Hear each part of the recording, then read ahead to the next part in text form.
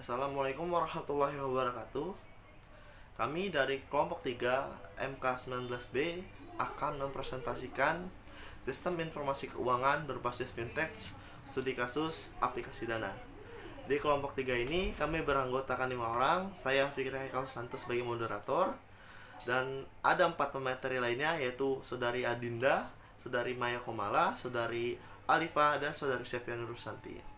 Untuk materi pertama akan dibawakan oleh Saudari Maya Komala, dan untuk materi kedua dibawakan oleh Saudari Adinda, dan materi ketiga akan disampaikan oleh Saudari Alifa, dan materi terakhir akan disampaikan oleh Saudari Sepia. Untuk para keempat pemateri, saya persilahkan.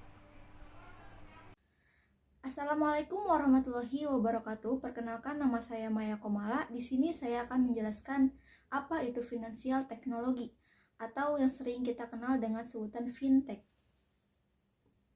Fintech adalah jenis perusahaan di bidang jasa keuangan yang menggabungkan teknologi dengan produknya, di mana kedua hal itu menjadi satu dan tidak bisa terpisahkan.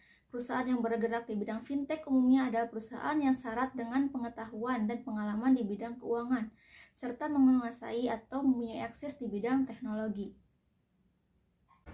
Manfaat fintech yang pertama, fintech dapat membantu perkembangan baru di bidang startup teknologi yang tengah menjamur. Yang kedua, peningkatan taraf hidup masyarakat. Fintech dapat menjangkau masyarakat yang tidak dijangkau oleh perbankan konvensional. Yang ketiga, meningkatkan perkembangan aplikasi Bitcoin. Dan yang keempat, penurunan bunga pinjaman. Dengan transparansi fintech, peminjam dana tidak perlu takut terjerumus dengan bunga tinggi para lintah darat. Baik, terima kasih kepada moderator. Di sini saya akan menjelaskan jenis-jenis dari fintech. Jenis-jenis fintech sendiri ada 4. Yang pertama yaitu crowdfunding, yang kedua market aggregator, dan yang ketiga risk and investment management, dan yang terakhir ada payment. Selanjutnya saya akan menjelaskan crowdfunding and peer-to-peer lending dulu. Yang pertama adalah jenis yang satu ini merupakan fintech paling populer di Indonesia. Lending atau sering disebut pinjol merupakan layanan pinjaman uang berbasis teknologi. Lending sering digunakan untuk mendanai bisnis UMKM. Kemudahan serta kecepatan pencarian dana membuat jenis fintech ini sangat populer di Indonesia. Lalu selanjutnya saya akan menjelaskan market aggregator. Pada jenis ini, fintech akan berperan sebagai pembanding produk keuangan, di mana fintech akan mengumpulkan dan mengoleksi data finansial untuk dijadikan referensi oleh pengguna. Contoh dari market aggregator yaitu cekaja.com, kreditgo.com, dan yang ketiga ada rajapremi.com. Yang ketiga saya akan menjelaskan risk and investment management. Konsep yang ditawarkan fintech dalam klasifikasi ini memiliki fungsi seperti financial planner yang berbentuk digital. Pengguna akan dibantu untuk mendapatkan produksi investasi yang paling cocok sesuai dengan referensi yang diberikan.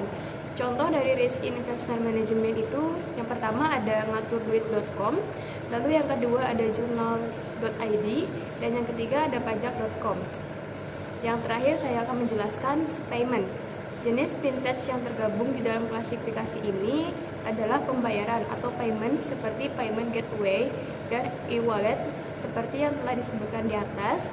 Payment gateway merupakan salah satu contoh klasifikasi keempat. Payment gateway merupakan sebuah jembatan antara pelanggan dan e-commerce, perusahaan penyedia jual beli online. Sekian penjelasan dari saya kembalikan ke moderator. Terima kasih.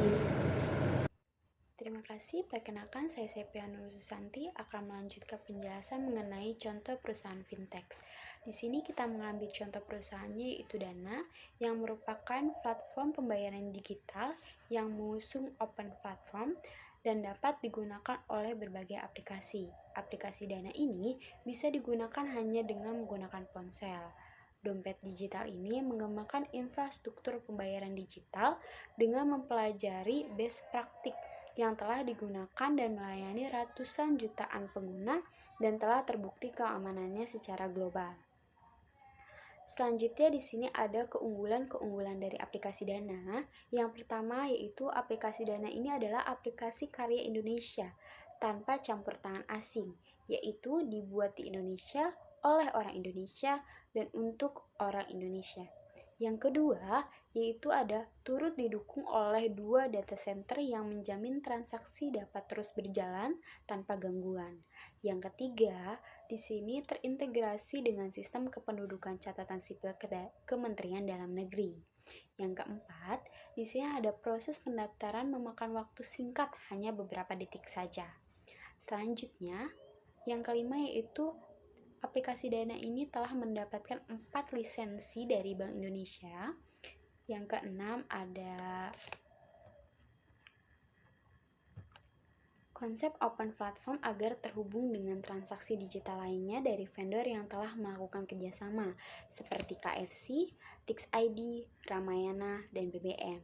Selanjutnya ada pembayaran dapat melalui QR Code dengan mesin transaksi di outlet yang telah bekerja sama.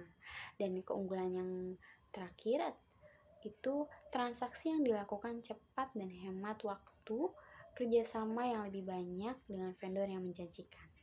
Sekian penjelasan dari saya kembalikan kepada moderator. Terima kasih. Kesimpulan dari presentasi ini adalah perkembangan industri finansial teknologi di Indonesia sudah semakin masif. Mulai bergesernya kebutuhan masyarakat akan layanan keuangan yang cepat, aman, dan modern menjadi salah satu faktor utama dan terus membesarnya industri tersebut. Dana ini diharapkan mampu menjadi solusi untuk semua transaksi digital non-tunai, baik online maupun offline. CEO dari Dana, Vincent Iswara, mengatakan, hadirnya Dana diharapkan mampu membuat masyarakat lebih berdaya saing dengan kemampuan transaksi nasional yang transparan, aman, dan efisien. Terima kasih atas perhatiannya. Kurang lebihnya mohon maaf. Wabillahi taufiq wal hidayah. Assalamualaikum warahmatullahi wabarakatuh.